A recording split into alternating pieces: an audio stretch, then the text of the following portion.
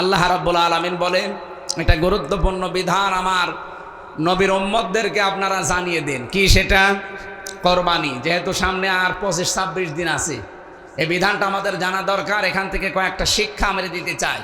এই যে আপনি 2.5 লাখ, 3 লাখ, 5 লাখ টাকা দিয়ে কোরবানি কিনবেন, এত টাকা দিয়ে জবাই করে যদিও ছাতা কবুলই না হয়, তাহলে ওই টাকাগুলো পানিতে ফেলা না? খালি গোশত খাওয়ার জন্য গোশত আলাদা কিনে খেতে পারতেন না? এই জন্য গুরুত্বপূর্ণ বিধান এটা। জবান ছেড়ে সূরা হজের এই 34 নম্বর আয়াত থেকে কিছু কথা শুনতে চাই আমরা, নাকি বাড়ি চলে যাবেন?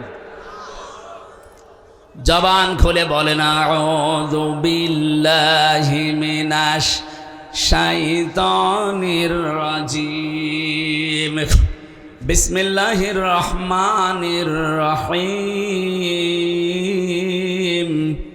ওয়ালিকুল্লি উম্মাতিন জাআলনা মানসাকাল লিয়াযকুরু ইসমাল্লাহি আলা মা রাযাকাহুম মিন বাহিমাতিল আনআম ফাইলাহুকুম ইলাহু ওয়াহিদুন ফালাহু আসলিমু ওয়াবাশশিরিল মুখবিতিন। আল্লাহ পাক বলেন, ওয়ালিকুল্লি উম্মাতিন জাআলনা। এখানে জাআলনার ফাইল আল্লাহ সরাসরি নিজে কর্তা। আল্লাহ বলেন, আমি নিজে প্রতিটি উম্মতের জন্যে কি? আমি নিজে প্রতিটি উম্মতের জন্যে কি? মাংসাকান, কোরবানি। এখানে নুসুক শব্দের অর্থ হয় 3টা। তাফসীরে ইবনে কাসিরের ভেতরে আছে, নুসুক মানে কোরবানি করা, নুসুক মানে হজের কার্যকলাপ, ও নুসুক মানে ইবাদত বন্দিগি। এই 3টার যে কোনো একটা আপনি নিতে পারেন। যেহেতু সামনে কোরবানি, মনে করেন আপনি কোরবানিটা নিলেন। আল্লাহ বলেন, প্রতিটি উম্মতের জন্য আমি আল্লাহ কোরবানি এটা নির্ধারণ করে দিয়েছিলাম। কেন দিয়েছি জানো? লিয়াযকুরু ইসমাল্লাহ আলা মা রাযাকাহুম মিন বাহিমাতিল আনআম। চতুষ্পর্যন্ত জানোয়ারগুলো যখন তারা জবাই করবে তাদের রিজিক হিসাবে, এই সময় যেন আমি আল্লাহর নামটা উচ্চারণ হয়। জোরে বলেন সুবহানাল্লাহ। ফাইলাহুকুম ইলাহু ওয়াহিদুন, তোমাদের ইলাহ একজন, আমাদের ইলাহ এই একজনই। ফালাহু আসলিমু, সবাই তার কাছে আত্মসমর্পণ করো। ওয়াবাশশিরিল মুখবিতিন, হে নবী, যারা আত্মসমর্পণ করবে এদেরকে আপনি সুসংবাদ দান করেন, এই বিনয়ী মানুষদেরকে। এ পর্যন্ত ছিল বাংলা অর্থ। এবার আসেন তো আমরা ব্যাখ্যায় যাচ্ছি। ওয়ালিকুল্লি উম্মাতিন, প্রত্যেকটি জাতির জন্যে। এই পৃথিবীতে যত জাতি আল্লাহ পাঠিয়েছিলেন, সে আদম নবী থেকে শুরু হয়েছে। 4,500 জাতি এখন দুনিয়ায় বাস করে। কত? 4,500। তার ভেতরে আমরা একটা মাত্র জাতি, মুসলিম। এরকম 4,500 ধর্মের লোক তামাম দুনিয়ার 257টা দেশ আছে। এখন 257টা দেশে তারা বাস করছে। সবচাইতে বেশি মানুষ বাস করে খ্রিস্টান ধর্মে। কোন ধর্মে? এরপরে বাস করে মুসলিম। আমরা যারা ইসলামে আছি তারা। তামাম দুনিয়া এখন খ্রিস্টানের সংখ্যা 260 কোটি প্লাস, আর আমরা মুসলমান 210 কোটি। এরপরে অন্যান্য জাতিরা আছে ভাগ ভাগ করা। সাতক্ষীরাবাসী যেহেতু আল্লাহ উম্মাতিন শব্দটা দিয়েছেন প্রতিটি জাতির জন্যে, আদম নবী থেকে এবার আমি আরম্ভ করব। আল্লাহ সূরা মায়েদার 27 নম্বর আয়াতে আয়াতের তাফসীর নিজে করছেন। ওয়াতলু আলাইহিম নাবা আবনাই আদামা বিল হক ইয করবা কুরবানান ফাতুকবিলা মিন আহাদিহিমা ওয়া লাম ইউতাকাব্বাল মিনাল আখার قال لأقتلنك قال إنما يتقبل الله من المتقين। বলেন আমিন। আল্লাহ পাক বলেন, নবী, আপনার উম্মতদেরকে আপনি আদম নবীর 2 সন্তানের কাহিনী একটু তেলাওয়াত করে করে শোনান। আমরা যেহেতু আদম নবীর ওই জামানায় ছিলাম না, আমাদেরকে আল্লাহ তেলাওয়াত করে শোনাতে বলেছেন। কি করে? বিল হাক্কি, যথাযথভাবে, যেভাবে আমি আল্লাহ কাজটা ঘটিয়েছিলাম ওইটা একটু শোনান। কেন? এটা শুনে আমরা করব কি? আমাদের ভেতরে এখান থেকে কিছু নেওয়ার মতো জিনিস আছে। তাদেরকে আমার আল্লাহ দুইটা ভাইয়ের কথা এখানে দিয়েছেন, হাবিল আর কাবিল। তাদের জামানায় একটা কোরবানির নিয়ম ছিল। এদিকে তাকান। এই পৃথিবীতে যত নবী আর রাসূল আল্লাহ পাঠিয়েছেন, প্রতিটি নবী রাসূলের দিন ছিল এক, কিন্তু শরীয়ত ছিল ভিন্ন ভিন্ন। আদম নবী থেকে আমাদের নবী পর্যন্ত প্রতিটি নবীর দিন এক দিন, কিন্তু শরীয়ত আলাদা আলাদা। আদম নবীর দিন যা ছিল, মুহাম্মদুর রাসূলুল্লাহর দিন তাই ছিল। কিন্তু আদম নবীর শরীয়তের ভেতরে যা ছিল, মুহাম্মদুর রাসূলুল্লাহর শরীয়তে তাই নেই। শুধু একটা জিনিস সবার এক ছিল। আমি বলবো সামনে, আদম নবীর শরীয়ত ছিল কি? তারা চাটিয়াল ময়দানে কোরবানির পশু জবাই করে রেখে আসতো। যার হালাল টাকা, তার আকাশ থেকে আগুনের ঝলক এসে পুড়িয়ে ফেলতো। উনি বুঝতো যে আমার কোরবানি কবুল হয়ে গেছে। আর যার টাকা 2 নাম্বার হারাম টাকা, তারটা ওইভাবে পড়ে থাকতো। আমার মাঝে মাঝে চিন্তা হয়, আয়াতটা পড়ার পর যদি এই শরীয়ত এখন বাংলাদেশে থাকতো, কত মানুষ যে আমরা ধরা খাতাম। কথা বলছেন এখন? দেখতে মনে হয় বিশাল বুজুর্গ, চাটিয়াল ময়দানে রেখে আসলে বোঝাছে তো যত 2 নাম্বার না 3 নাম্বার ধরা পড়ে যেত না। এই শরীয়ত আল্লাহ আমাদের দেয়নি। আল্লাহ আমাদের দিয়েছেন পশু কোরবানি করে, ওইটা গোশত জবাই করে নিজে 3 ভাগ করা সুন্নাত। যদি কেউ করেন উত্তম, এটা না করলেও অসুবিধা নেই। নিজে খেয়ে ফেলতে পারলে আত্মীয় স্বজন নিয়ে এটাও জায়েজ আছে। আল্লাহ আমাদেরকে শুধু কোরবানি জবাই করে গোশত খাওয়ার জন্য এইটা দেননি। আদম নবী আলাইহিস সালামের এই 2 সন্তানের শিক্ষা হচ্ছে যে হাবিলেরটা কবুল হয়েছিল, কাবিলেরটা কবুল হয়নি।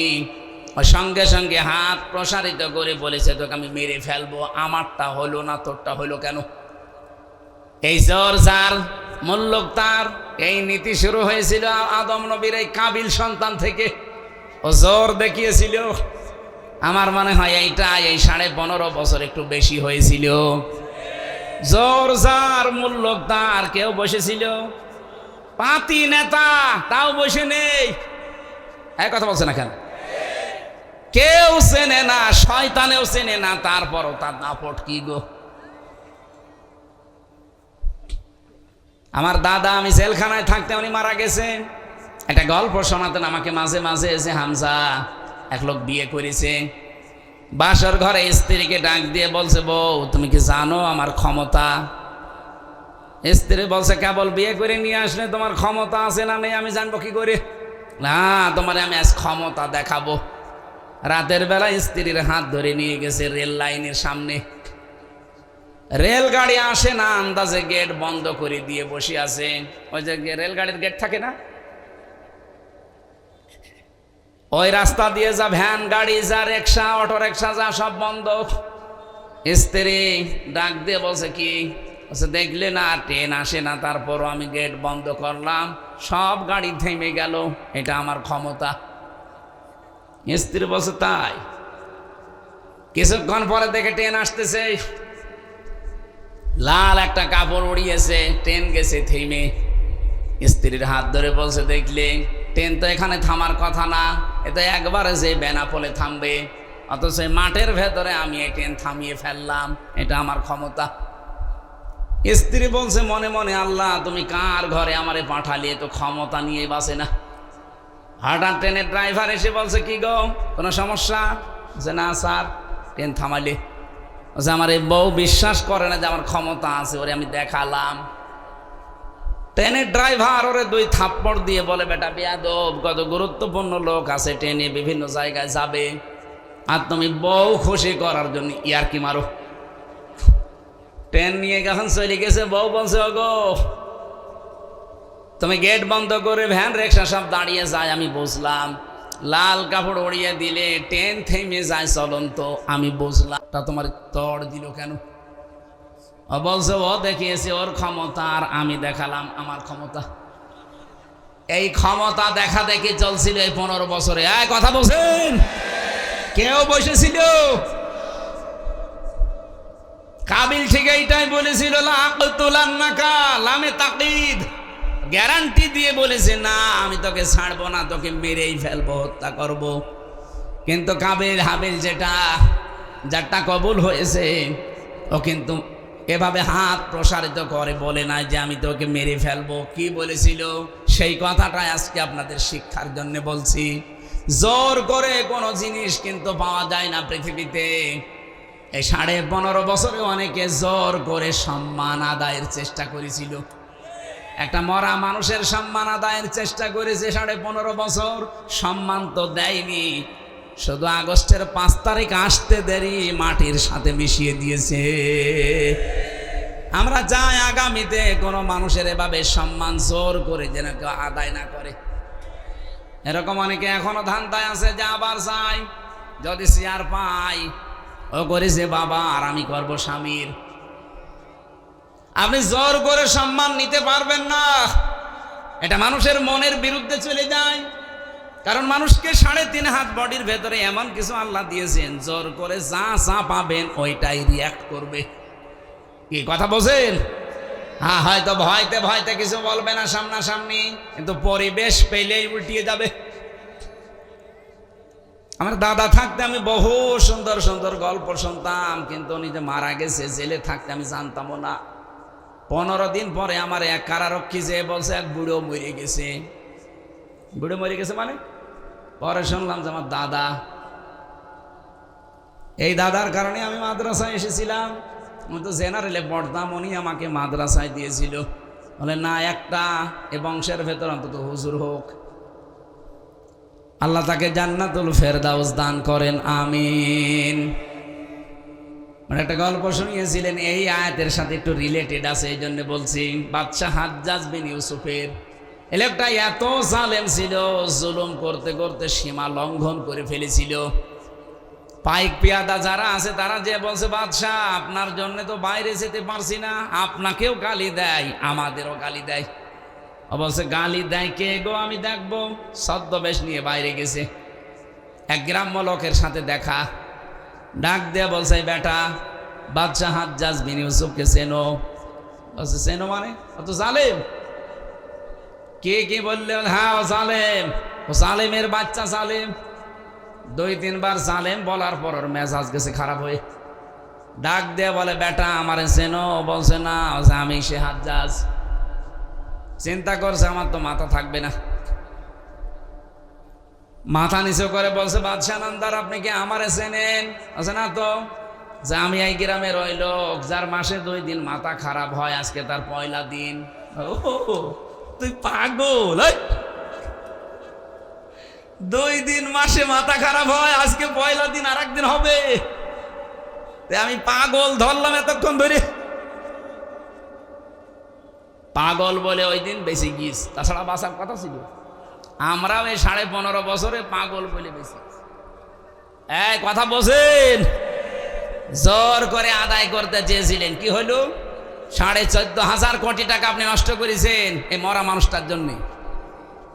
একদিনেই আমার মনে হয় এখন একটা কানও খুঁজে পাওয়া যাবে। সেদিন কয়রায় যাচ্ছিলাম, যাওয়ার সময় কয়েকটা খালি কান মান কিছু নেই, সব উল্টিয়ে দিয়েছে। এজন্য আগামীতে যারা আসবেন জোর করবেন না, যে আসেন জোর করবেন তো আপনার বাড়িও এরকম 5 বছর পরে শ্মশান হয়ে যাবে। কে কথা বলেন না কেন? এটাকে আমি বানিয়ে বললাম।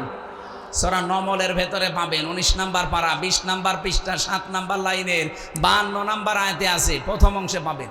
ফাতিলকা বুয়ুতুহুম খাওফিয়াতাম বিমা যালামু। এই আয়াতের তাফসিরে আপনি দেখবেন।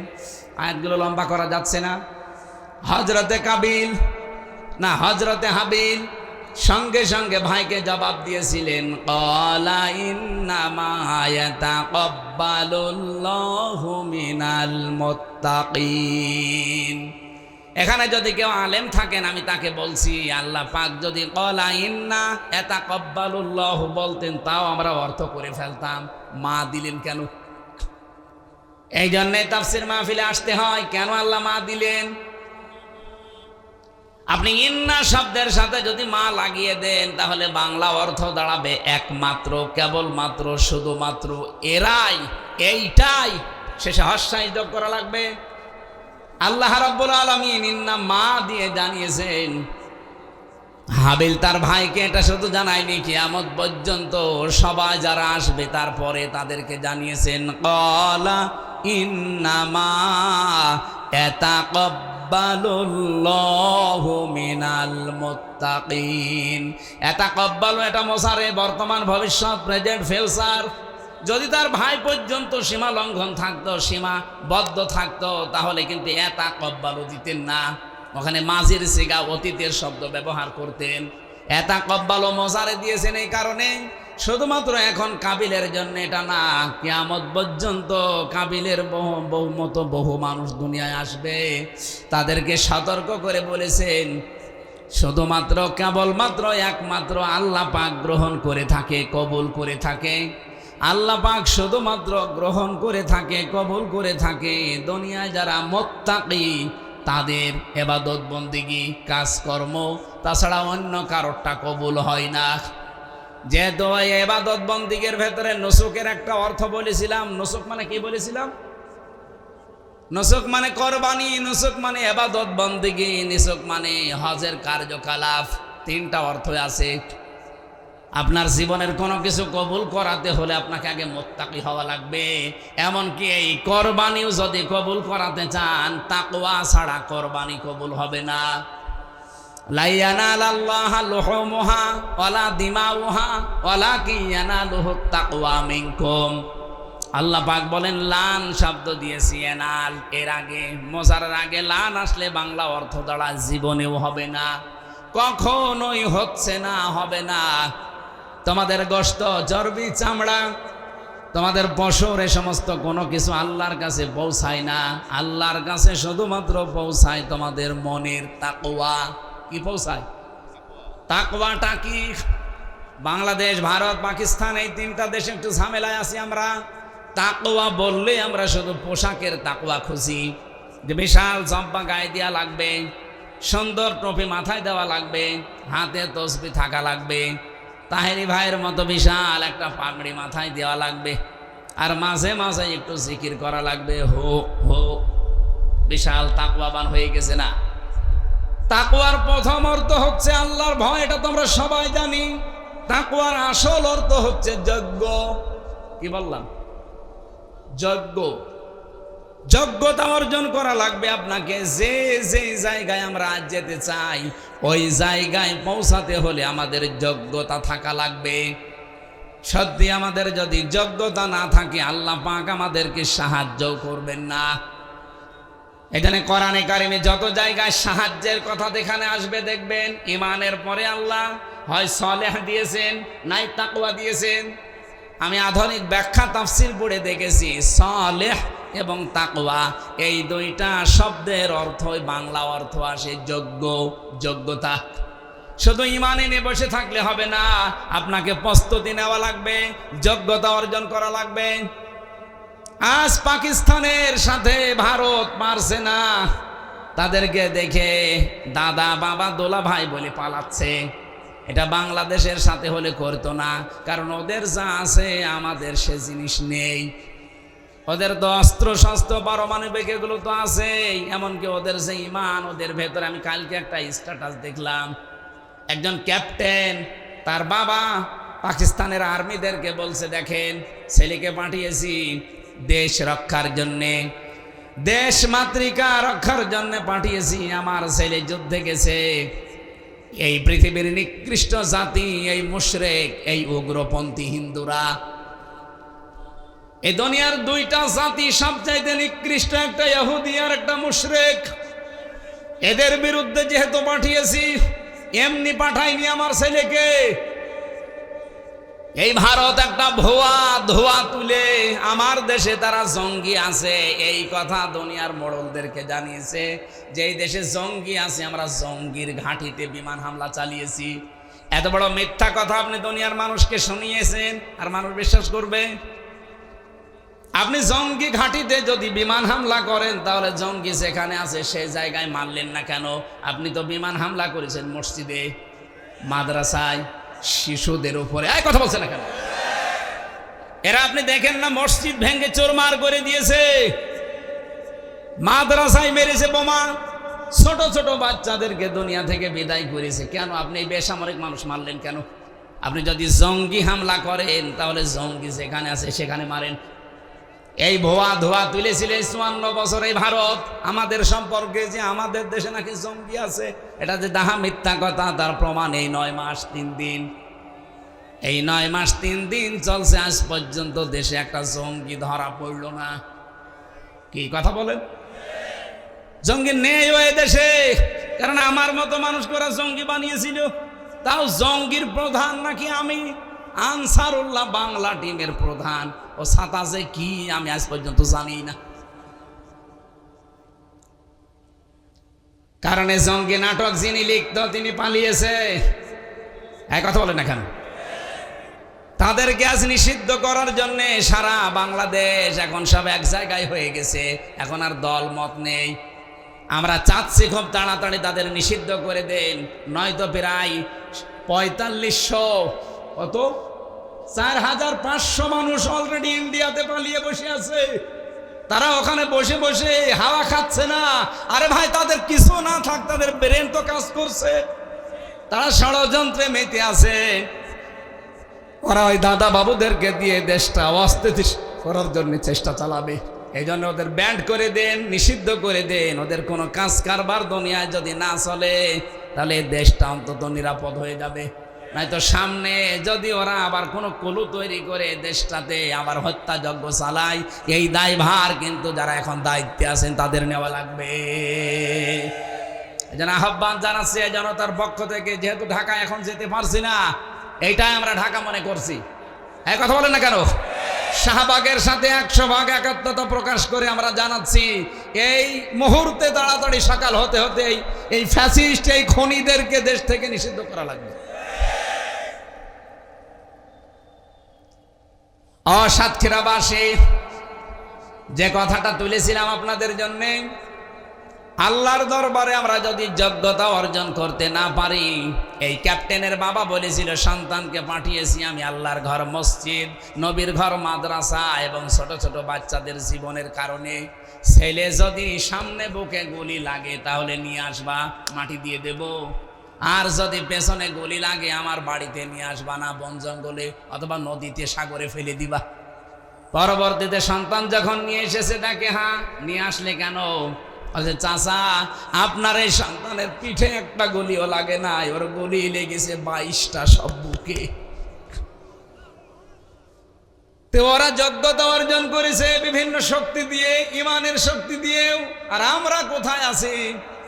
ঢাকা থেকে আমার মনে হয় যদি একটা মিসাইল আমাদের যায় আছে ভাঙ্গাচোরা, যদি ওইটা ঢাকা থেকে মারে, তো চট্টগ্রাম পর্যন্ত যেতে 3 জায়গায় চাঁদা দেওয়া লাগবে।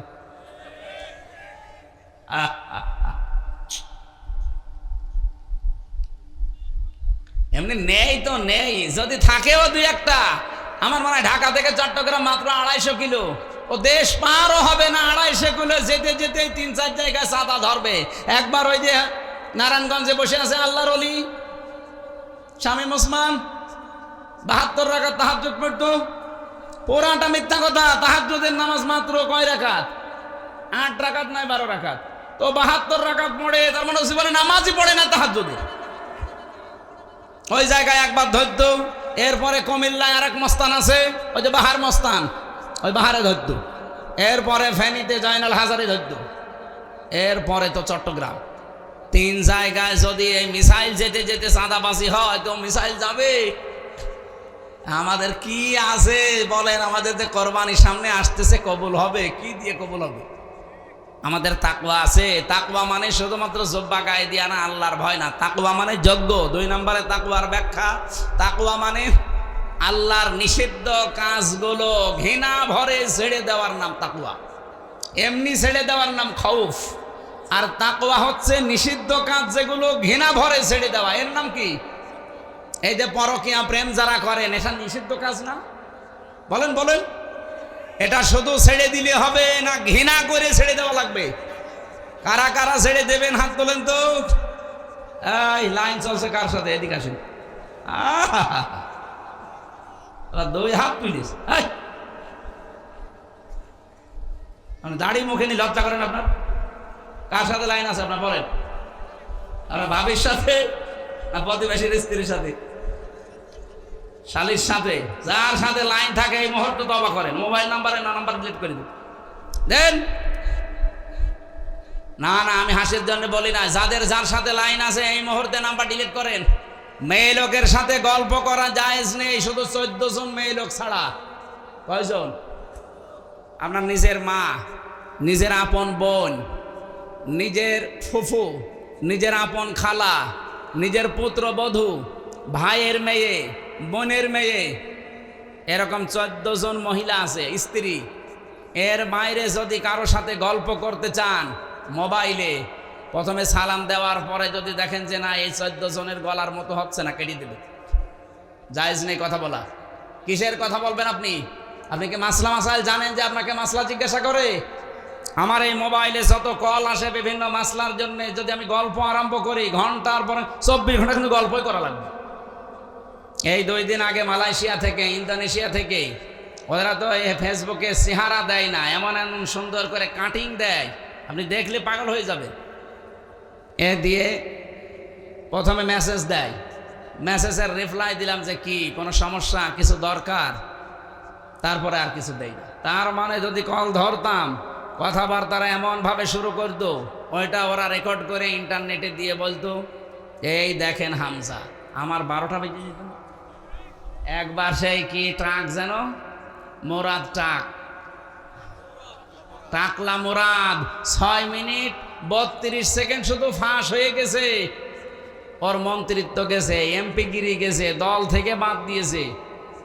আর আমার যদি কিছু ফাঁস হয় একেবারে উল্টোপাল্ট হয়ে যাবে না? এই জন্য আমি পারতপক্ষে আমার এই 14 জন মহিলা বাদ দিয়ে কেউ যদি কল দেয়ও, মাসলা মাসাইল জিজ্ঞাসা করবেন, আমার পাশে যে হোসাইন হুজুর থাকে বলে যাইনি, ও বলে যে আমি হামজা বলছি, যা বলবেন বলো। কথাবার্তারা শেষ। যদি মাসলা যদি জানা থাকে বলে দিই যে এটা বলে দেন, না হলে দরকার নেই। মেয়েদের সাথে কথা বলার ব্যাপারে খুব সেন্সিটিভ থাকা লাগবে ভাই। এটা কিন্তু রেকর্ড হচ্ছে। আপনি মনে করছেন কি আর রেকর্ড করবে মানে? আমি নিজে রিমান্ডে যেয়ে দেখেছিলাম, ওদের যে মেশিন আছে অত্যাধুনিক। এই যে বাটন মোবাইলে যারা কথা বলে, অনেকে বলে যে ফেসবুকে, এরপরে হোয়াটসঅ্যাপে কল দিলে ওরা টের পায় না। কে বলেছে আপনাকে টের পায় না? সব ওরা দেখতে পাচ্ছে।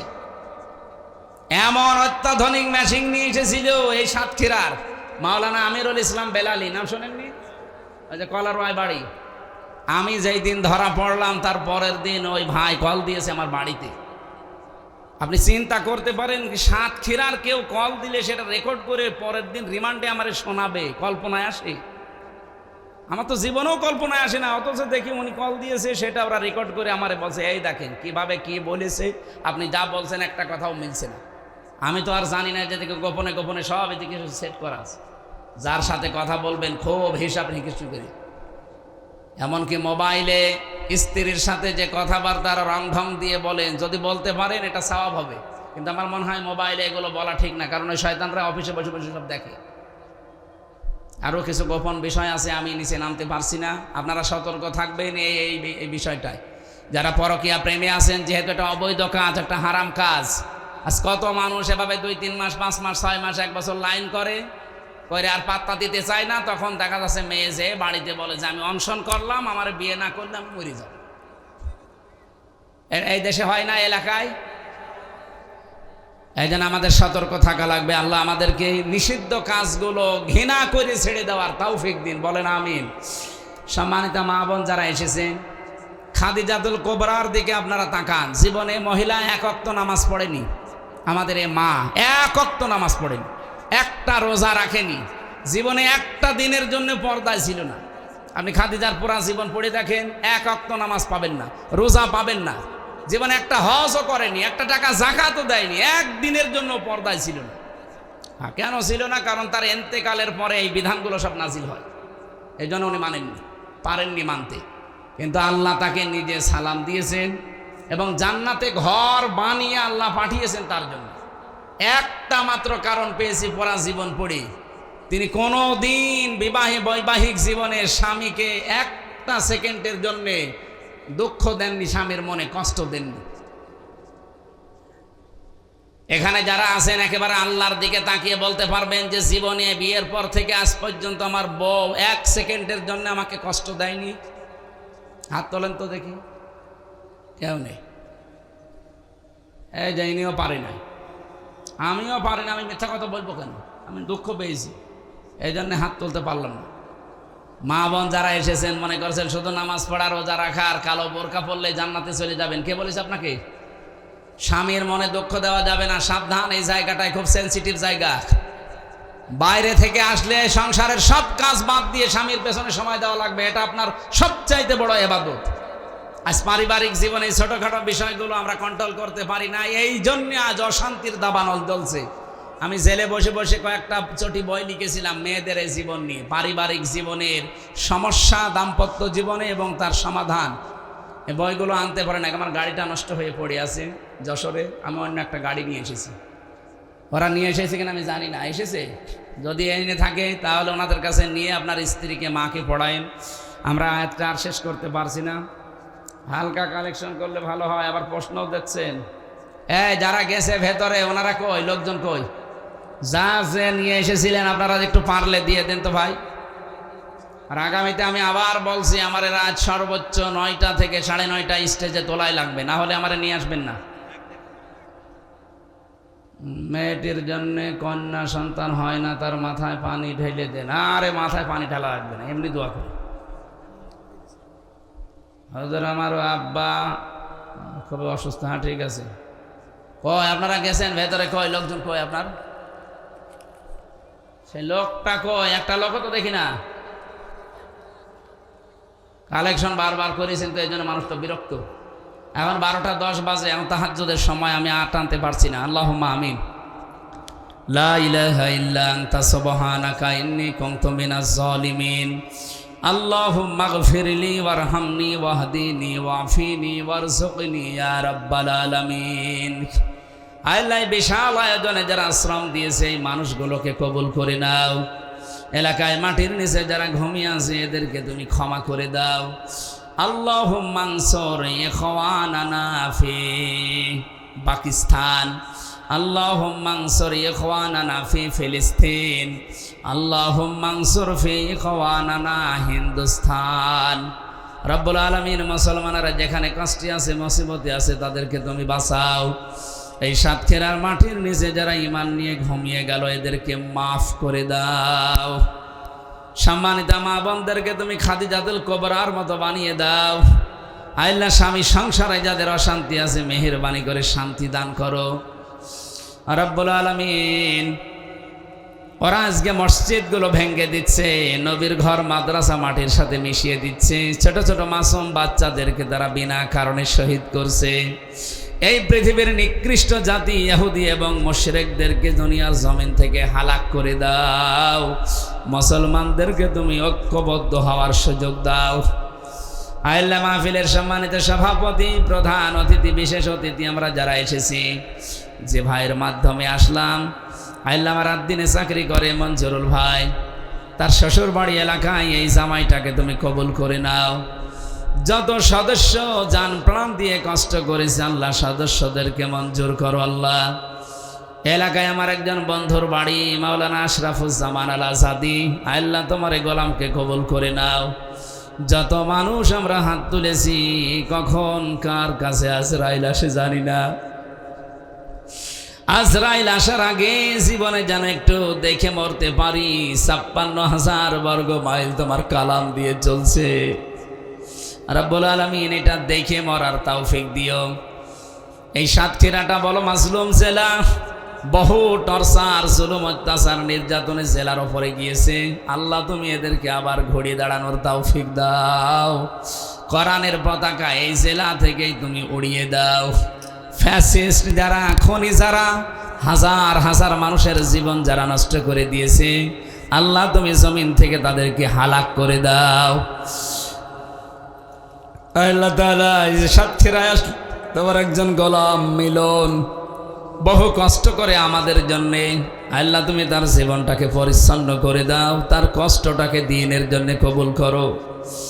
জীবনের শেষ কথা আমাদের সকলের মুখে তুমি বের করে দিও, লা ইলাহা ইল্লাল্লাহু মুহাম্মাদুর রাসূলুল্লাহ।